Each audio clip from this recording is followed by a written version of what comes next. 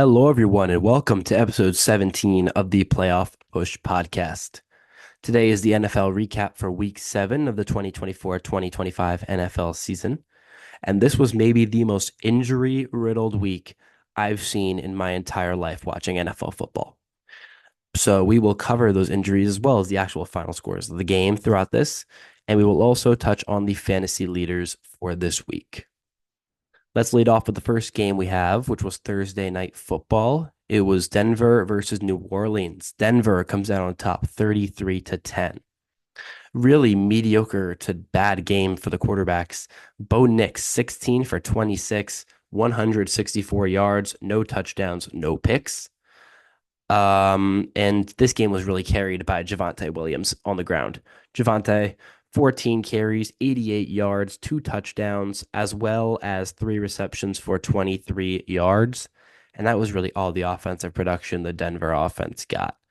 This was a very one-sided game, and it wasn't even a great game for the Broncos offense. Spencer Rattler on the Saints side, 25 for 35, 172 yards, no touchdowns, no picks. The one touchdown on the Saints side was actually thrown by Jake Haener, who's only had 4 attempts in this game for 38 yards. The one touchdown was caught by Cedric Wilson, who actually kind of balled this week, 6 receptions, 57 yards, and the touchdown. Kamara was shut down, only 8 total fantasy points. And when Kamara's shut down and you're missing Olave, you're missing Shaheed, it's not going to be a pretty game for you. So Denver comes out on top in this one, 35-10 in an absolute snooze fest. No major injuries in that game as we head over to Patriots Jaguars. And Drake May might be legit. 26 for 37, 276 yards, two touchdowns, no picks. And as well as tying for the rushing lead, he had 18 yards tied with Ramondre Stevenson. So not a great rushing showing, but an amazing passing showing from the rookie out of UNC. The two touchdowns were caught by KJ Osborne and JaMychal Hasty. Hunter Henry led the charge, 8 receptions, 92 yards. But Demario Douglas, the wide receiver one, who I thought was going to ball this week, came out of the game with an illness in the first quarter. And I lost my fantasy week because of him, as well as two other weird injuries that we will touch on later. But this was the Drake May show for the Patriots. However, Jacksonville still came out on top 32-16. Trevor Lawrence, 15 for 20, 193 yards, and one touchdown through the air. Lawrence also had 2 carries for 13 yards on the ground. But this was a Tank Bigsby game. Tank, 26 carries, 118 yards, two touchdowns. And Brian Thomas Jr. had a great game too. 5 receptions, 89 yards, and one touchdown for Thomas, the rookie. It was also a punt return touchdown from Pennsylvania State University legend Parker Washington. One return, 96 yards, and that touchdown that I had previously mentioned. So Jacksonville wins this one in London, 32-16. And this was an interesting game when it comes to injuries. Cam Robinson, Jacksonville starting left tackle, had a concussion and was ruled out while it was confirmed mid-game. And the Patriots, Jalen Polk suffered a head injury later in the game. DeMario, of course, had the illness. And Layden Robinson, the starting right guard for the Patriots, also went down.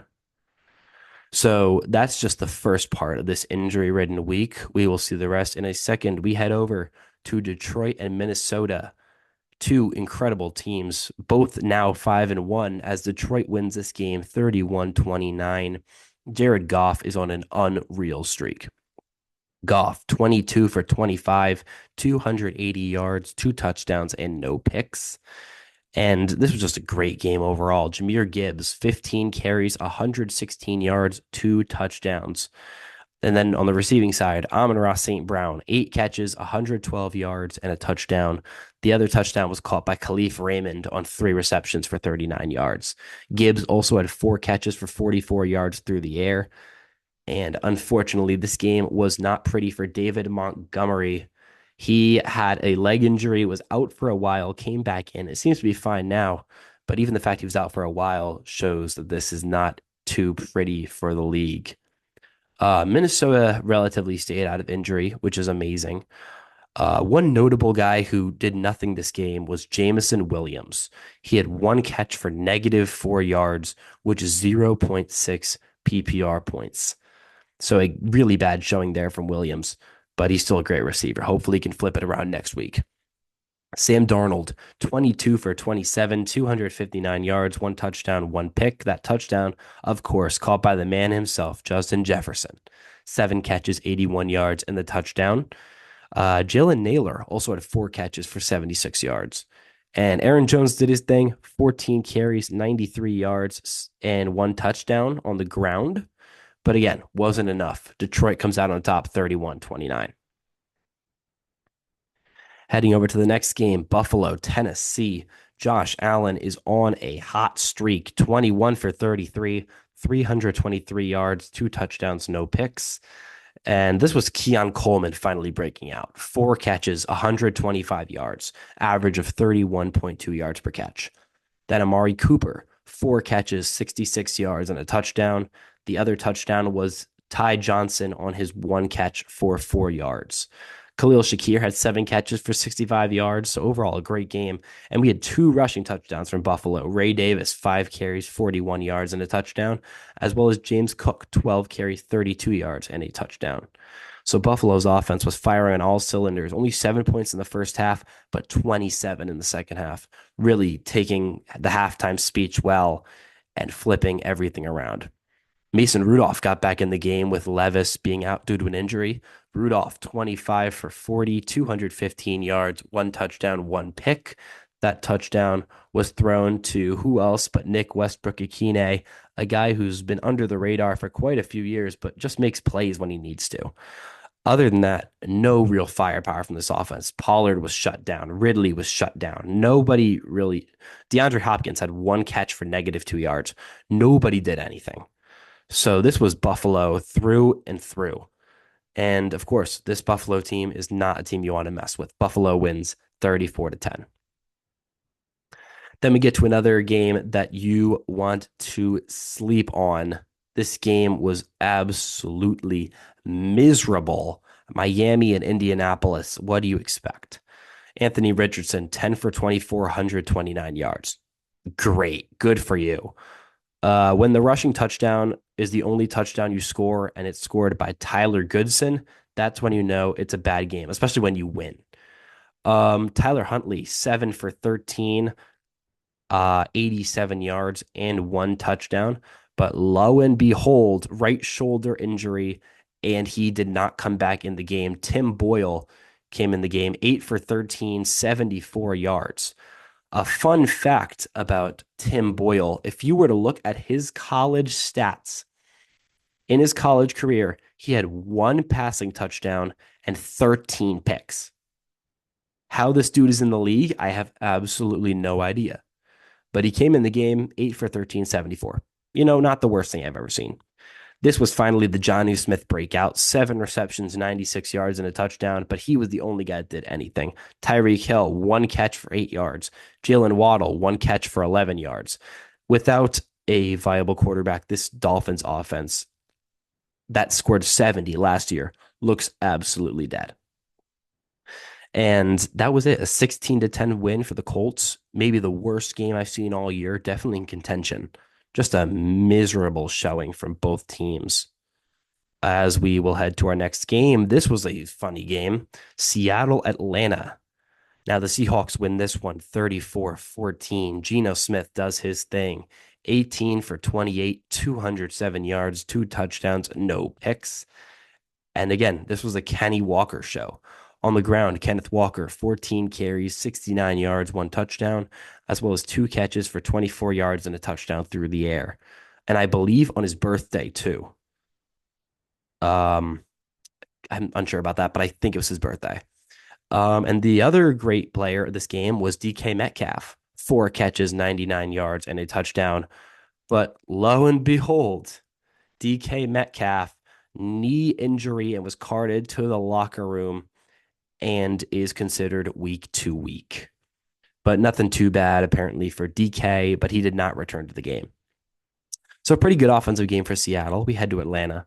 Kirk Cousins, 24 for 35, 232 yards, one touchdown, and two picks. But believe it or not, Michael Penix Jr. took a snap. One for one, 14 yards for Penix, a guy who people did not expect to go to the Falcons, especially after signing Kirk Cousins, gets his first NFL game and completion. But again, this was a great game for Bijan Robinson. 21 carries, 103 yards, and a touchdown on the ground, as well as three catches for 40 yards. Drake London did his thing too. Six catches, 63 yards, and a touchdown. Hit seven catches, 65 yards. Mooney, 5 for 46.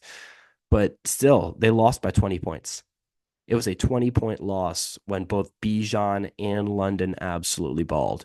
So that's just how it is sometimes, you know. Seahawks go up to 4-3. Falcons fall to 4-3. Seahawks take it 34-14. Now we head to our next game. Texans Packers. Green Bay wins this one on a game-winning field goal, 24-22 over the CJ Stroud-led Texans. But CJ Stroud did not do much leading in this game. 10 for 21, 86 yards. That was it. He also had 5 carries for 19 yards on the ground. Whoop-de-doo. Um, that was it. Nobody on this passing offense did anything. Passing offense, 86 total yards. Nothing. However, Joe Mixon, 25 carries, 115 yards on the ground, and two touchdowns. So Joe Mixon was the only reason the Texans were in this game. But the Packers did still come out on top at the end. Jordan Love, 24 for 33, 220 yards, three touchdowns, and two picks. And ladies and gentlemen, this is not a joke. Josh Jacobs, yes, the Packers halfback, a man who was drafted in 2019, finally had his first receiving touchdown of his career in this game. 5 receptions, 16 yards in the touchdown, as well as 12 carries for 76 on the ground. Let's all clap it up for Josh Jacobs. Congratulations. But that was it in terms of running backs. Nobody did anything otherwise. But in the receiving game, Dontavion Wicks, 3 for 48 and a tutty. Tucker Kraft, 3 for 33 and a tutty. Do not look at the Packers post about the Tucker Kraft touchdown. It is weird. And Romeo Doubs, 8 catches, 94 yards. And this is a solid game for this Packers offense. I mean, it's not great. 2 picks from Love is not the best thing you ever want to see, but it was enough to get the win. Green Bay takes it 24-22. Both teams are now 5-2. Now, the next game we are sliding to Bengals Browns. Cincinnati takes it 21-14. Cincinnati improves to 3-4. Joe Burrow, 15 for 25, 181 and two touchdowns to no picks. And this was a great game for this passing offense. T. Higgins, 4 catches, 82 yards, touchdown. Jamar, 5 catches, 55 yards, touchdown. You know, the two guys doing everything they can. Unfortunately, Andre Yosivas did not get a pass thrown his way, which is kind of tragic for the amazing player coming out of Princeton. And this game was mainly notable for one reason. And no, it was not the Orlando Brown injury that may keep him out for a few weeks. It was the fact that Deshaun Watson ruptured his Achilles. The man who might go down as part of the worst trade in NFL history ruptured his Achilles with less than 2 minutes remaining in the first half. He was carted off the field, and that was it. His season is over. So Deshaun Watson, 15 for 17, 128 yards, and that was it. He was gone. Ruptured Achilles for Watson. Dorian Thompson-Robinson came in, did really nothing. 18 for 24, 82 yards. So bad that Jameis Winston also came in. 5 for 11, 67, and a touchdown, funny enough. The touchdown caught by David Njoku, who is really taking these targets in the wake of Cooper's trade, who headed over to the Bills, as I stated previously. Njoku, 10 catches, 76 yards, and the touchdown. And we had a rushing touchdown from Nick Chubb. He is back. 11 carries, 22 yards, one touchdown. Not rushing him in too much just yet, but we will slowly see one of the best halfbacks in the league get back into it. So that was that from Cincinnati. 21-14 is your final. Dorian Thompson Robinson sucks, and Watson is out for the year. As we I'm going to spend as little time on this game as possible. Philly Giants 28-3. Philadelphia wins. Saquon Barkley legacy revenge game. 17 carries, 176 yards, one touchdown on the ground. Jalen Hurts responsible for three touchdowns, one through the air, two on the ground. To AJ Brown through the air. Brown had 5 catches, 89 yards. That is all I will say about the Eagles. I hated this game and everything to do with it. Daniel Jones, 14 for 21, 99 yards, benched for Drew Lock late in the game. Running, never got anything going. Passing, never got anything going. This was an awful game. I hated it. The only good part was Dexter Lawrence had 2 sacks. That was it. Nothing else beneficial to the New York Giants. Mekhi Becton was ruled out due to a concussion on the Eagles, and Jalen Hyatt suffered a cracked rib late in the game. That was it. I'm not touching on it anymore. Philly wins 28-3. I hate the Eagles so much. As we head to our next game, Los Angeles Rams, Las Vegas Raiders. Stafford was shut down 14 for 23, 154 yards, and one pick. Again, nothing going in the receiving game. However, this game was taken over by Kyren Williams. 21 carries, 76 yards, 2 touchdowns on the ground, which was enough to beat these injury-ridden Raiders. Quarterback Aiden O'Connell suffered a fractured thumb early in the game and is heading to IR, meaning Gardner Minshew will be the starting quarterback once again. And what a great guy to have as a starting quarterback for the Raiders. Came in after O'Connell got hurt, 15 for 34, 154 yards, and 3 picks. What a great guy. But Alexander Madison had 92 yards on the ground, 31 yards on 3 catches through the air. So not a bad game, despite how awful his quarterback is. And that was it. The one interception from Stafford was caught by Nate Hobbs, the cornerback. And the 3 picks from Minshew were caught by one by Kobe Durant and 2 by Jaden McCullough. So Rams come out on top on this one, 20-15 over the Raiders. Heading over to the next game, Washington and Carolina. I have Jaden Daniels as my fantasy quarterback in 2 of my leagues. The dude went down on the first drive with a rib injury. It's still considered week 2 weak, fortunately, so he should be back soon enough. But Marcus Mariota came in and did his thing. 18 for 23, 205 yards, 2 touchdowns, showing just how awful this Carolina team is. Zach Ertz, 4 catches, 40 yards, and a touchdown. Terry McLaurin, 6 catches, 98 yards. The other touchdown was caught by Ben Sinnott. And on the ground, Brian Robinson, 12 carries, 71 yards. And that was really that. Washington wins by 33 with Marcus Mariota at quarterback.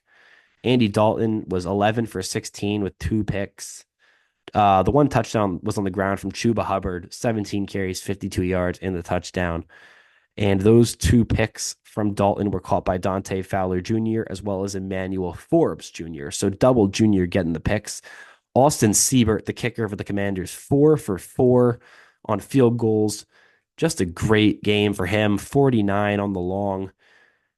And yeah, Washington wins by a landslide, even while missing their amazing rookie starting quarterback. Heading over to what many people thought would be the game of the week, but unfortunately was one of the worst games of the week, Kansas City San Fran. The Chiefs advanced to 6-0 on the season, keeping their undefeated streak. However, this could not have been a worse showing for the quarterbacks. Patrick Mahomes, 16 for 27, 154 yards, 2 picks. But trust me, it gets worse. Brock Purdy, 17 for 31, 212 yards, and 3 picks. 0 passing touchdowns and 5 combined interceptions for the quarterbacks, and did not even cross 400 yards. Great. Just awful for these quarterbacks. But the rushing game was on for both teams.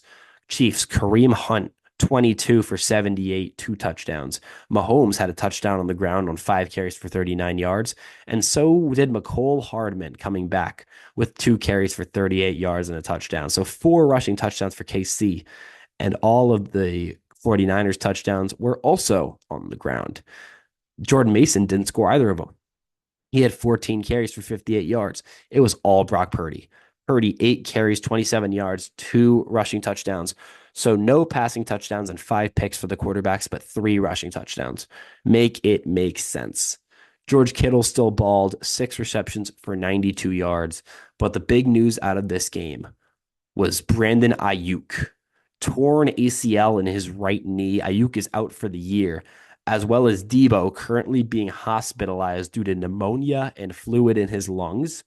So this and Kittle is also looking pretty rough with a foot injury apparently after that game. Looking really, really rough here for these 49ers, taking a loss and then getting three of your offensive weapons injured in addition to your menace in Christian McCaffrey, who's been sitting, rotting on IR all year. So Chiefs win 28-18 in an absolute crapshoot of a game. Nothing positive. Pittsburgh and the Jets. Steelers advanced to 5-2, 37-15 win. Russell Wilson in his debut back, 16 for 29, 264 yards, 2 touchdowns, no picks.